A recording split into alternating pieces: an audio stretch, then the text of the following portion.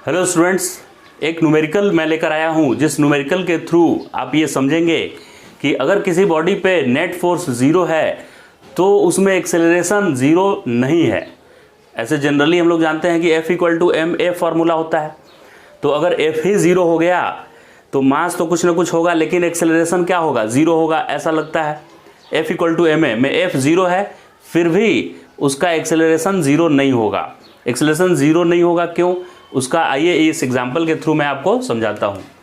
यहाँ एक सिचुएशन लिया हुआ है जिसमें एक पार्टिकल सर्कुलर मोशन कर रहा है और उसको रस्सी से बांधा हुआ है। यहाँ अगर जो पर्सन रस्सी पकड़ा हुआ है बीच में, वो रस्सी को खींच के और इसका लेंथ को आधा कर ले, रस्सी के लेंथ को क्या कर ले, वो आधा, तब आपको बताना है कि इसका नया काइनेटिक एनर्जी क्या हो जाएगा। पहले जो आर रेडियस में घूम रहा था उस समय काइनेटिक एनर्जी के आई था, तो जब रेडियस कोई खींच कर आधा कर दिया r/2, तब उसकी काइनेटिक एनर्जी क्या हो गई, ये बताना है आपको। तो सबसे पहले क्या रॉन्ग मेथड है इसका, जो वो मैं बताता हूँ कि क्या रॉन्ग करते हैं स्टूडेंट्स सॉल्व करने के दौरान। काइनेटिक एनर्जी इनिशियल वो ले लेते हैं कि सर काइनेटिक एनर्जी इनिशियल है इसका, अगर ये ओमेगा से घूम रहा था, पहले m मास था तो मोमेंट ऑफ इनर्शिया होगा, सर्कल में ये घूम रहा है तो m मास r रेडियस दूरी पे है, r रेडियस पे है, तो इसका मोमेंट ऑफ इनर्शिया क्या होगा, mr²। तो काइनेटिक एनर्जी हाफ और मोमेंट ऑफ इनर्शिया mr² और ओमेगा स्क्वायर, इसकी एंगुलर वेलोसिटी, तो ये हो गया हाफ आई ओमेगा स्क्वायर। अब स्टूडेंट्स ये सोचते हैं कि सर इस पे जो टॉर्क लग रहा है, टॉर्क वो तो इसके अलोंग फोर्स जो लग रहा है उसके अलोंग लग रहा है, तो इसका तो टॉर्क होगा नहीं, क्योंकि टॉर्क होता है RF साइन थीटा और इसमें R भी यही है और F भी इधर ही लग रहा है, तो R और F में एंगल 0 डिग्री बना, इसीलिए इस फोर्स का टॉर्क इस पे आ ही नहीं रहा है, और चूंकि टॉर्क नहीं आ रहा है इसलिए एंगुलर एक्सेलरेशन नहीं आएगा, और एंगुलर एक्सेलरेशन नहीं आएगा इसका मतलब ओमेगा में चेंज नहीं होगा, चेंज इन ओमेगा 0 लिख दीजिए, यानी जो ओमेगा फाइनल है वही ओमेगा इनिशियल होगा।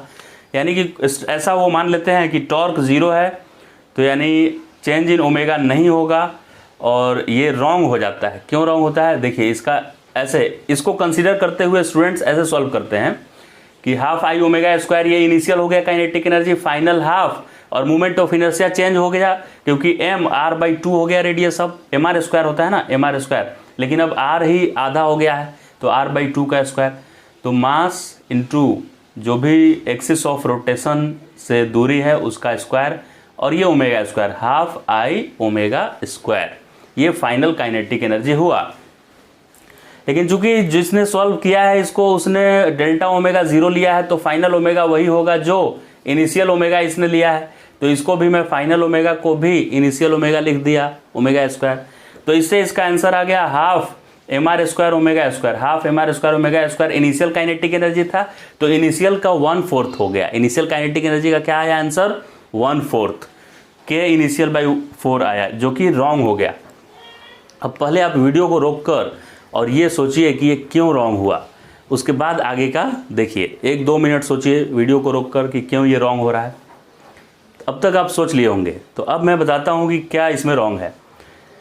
यहाँ पहले देखते हैं, ट्रांसलेशनल मोशन में जब फोर्स 0 होता है तो फोर्स 0 का मतलब चेंज इन वेलोसिटी 0 नहीं होता है। फोर्स 0 मतलब डेल्टा भी 0 तभी होगा जब मास कांस्टेंट हो। मास क्या हो बॉडी का? कांस्टेंट। वैसे ही टॉर्क 0 रखने पे चेंज इन ओमेगा 0 तब होगा जब मोमेंट ऑफ इनर्शिया कांस्टेंट होगा। तो फोर्स 0 होने पे चेंज इन वेलोसिटी 0 हमेशा नहीं होता है, ये 0 होगा, ऐसा रॉन्ग हो जाएगा। तो फोर्स 0 होने पे क्या ऐसा चीज़ है जो पक्का 0 होगा? तो फोर्स 0 होने पे चेंज इन लीनियर मोमेंटम 0 होता है, ये राइट है, क्योंकि फोर्स का फॉर्मूला डेल्टा v/डेल्टा t थोड़ा ही था। फोर्स का फॉर्मूला था change in momentum by change in time. Newton ने क्या बताया था? Force equal to rate of change of momentum था।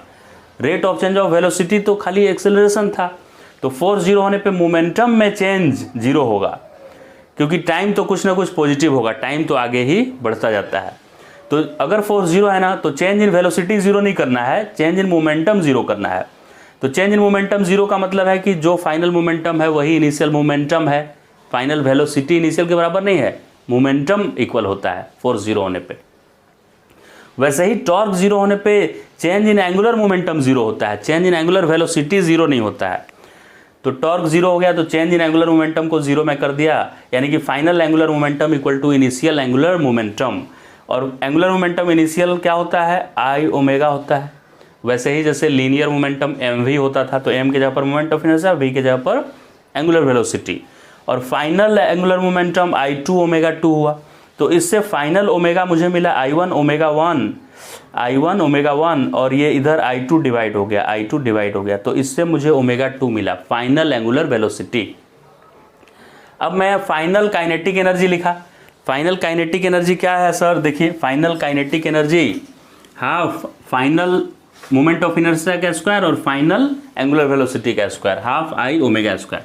हाफ मोमेंट ऑफ इनर्शिया तो 1/4 हो गया है, पता ही है, क्योंकि इसका मास तो वही है, moment of inertia m r square होता है, लेकिन रेडियस आधा हो गया है, इसलिए एम आर स्क्वायर और 2 का स्क्वायर 4, तो moment of inertia m r square by क्या हो गया 4। और फाइनल ओमेगा यहाँ पे मैंने लिखा है कि I one omega one by I two, अब एम आर स्क्वायर बाई 4 ये रहा, आई वन को मैं लिख दिया m r square. I one मतलब पहले मोमेंट ऑफ इनर्शिया कितना था, तो पहले तो एम आर स्क्वायर था क्योंकि मास एम था और ये आर रेडियस पे था, और बाद में मोमेंट ऑफ इनर्शिया क्या हो गया, एम आर स्क्वायर बाई 4 हो गया। देखिए एम आर स्क्वायर बाई 4 हो गया था बाद में, और इस पूरे का क्या लिखना है स्क्वायर, तो इस पूरे का स्क्वायर मतलब ओमेगा वन का भी स्क्वायर मैं लिख दिया, ओमेगा वन का स्क्वायर, और यहाँ पे इसका स्क्वायर और आई टू, यानी इसका पूरे का होल स्क्वायर मैं यहाँ लिखा। ओके सर, समझ गए। तो ये एम आर स्क्वायर बाई 4 है, और ये एम आर स्क्वायर बाई 4 2 बार है, उसका स्क्वायर है, तो एक m r square by 4 cancel हो गया इससे। इधर आया एम आर स्क्वायर का स्क्वायर, और नीचे एम आर स्क्वायर बाई 4 एक ही बार आया, क्योंकि जो 2 था उसमें एक इसके साथ कैंसिल हो चुका है।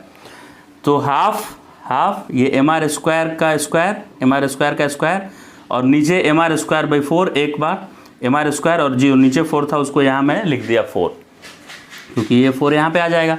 फिर ये एम आर स्क्वायर से ये 2 एम आर स्क्वायर है तो एक कैंसिल हो गया, तो हाफ और एक एम आर स्क्वायर आया, हाफ और एम आर स्क्वायर और ओमेगा वन स्क्वायर, जो कि इसकी इनिशियल काइनेटिक एनर्जी है। इसकी इनिशियल काइनेटिक एनर्जी क्या है, हाफ, और एम आर स्क्वायर इसका एम मास आर दूरी पे था तो मोमेंट ऑफ इनर्शिया, और ओमेगा इसकी इनिशियल वेलोसिटी थी, तो ये क्या है इसका इनिशियल काइनेटिक एनर्जी। तो हाफ एम आर स्क्वायर और omega square initial kinetic energy है, ये 4 फैक्टर एक्स्ट्रा आ गया है, तो final kinetic energy initial kinetic energy का 4 टाइम्स हो गया है।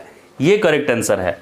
पिछले मेथड में देखिए आया था k इनिशियल बाई 4, इसमें इंटू 4 आ गया है, ये सही मेथड है।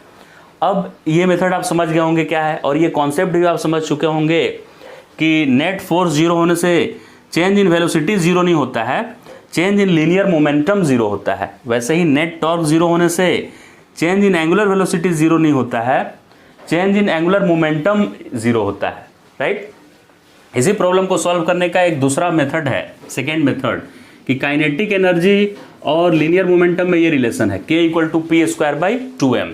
तो वैसे ही एंगुलर में बात करें तो काइनेटिक एनर्जी और एंगुलर मोमेंटम में क्या रिलेशन है, तो k equal to L square by 2i, p की जगह पर l और m की जगह पर i। अब चूंकि यहाँ पे टॉर्क जीरो एक्ट कर रहा है, ये जो फोर्स लगा रहा था इसके चलते कोई टॉर्क प्रोड्यूस नहीं किया, क्योंकि वो रेडियस के अलोंग हो गया है फोर्स, तो टॉर्क जीरो आया, तो इस बार L क्या होगा, कंजर्व होगा, तो L कांस्टेंट और 2 तो पहले से ही कांस्टेंट है, तो क्या काइनेटिक एनर्जी इन्वर्सली प्रोपोर्शनल हो गया मोमेंट ऑफ इनर्शिया के, काइनेटिक एनर्जी इन्वर्सली प्रोपोर्शनल, तो K final by K initial होगा, I initial by I final, उल्टा उल्टा होगा क्योंकि इन्वर्सली प्रोपोर्शनल है, तो K final equal to K initial, इधर मल्टीप्लाई में कर दिया K इनिशियल, और I initial m r square है, और I फाइनल आया था एम आर स्क्वायर बाई 4 आया था। अब इसमें एम आर स्क्वायर से एम आर स्क्वायर कट गया, 4 ऊपर चला गया, तो K इनिशियल इंटू 4 हो गया, K फाइनल हो गया K इनिशियल टाइम्स 4, यानी 4 टाइम्स K इनिशियल के बराबर आया हमारा K फाइनल। तो मुझे उम्मीद है ये न्यूमेरिकल भी आपको समझ में आ गया होगा, और इसके पीछे जो कॉन्सेप्ट है वो भी क्लियर हो गया होगा। Thank you so much for watching this video.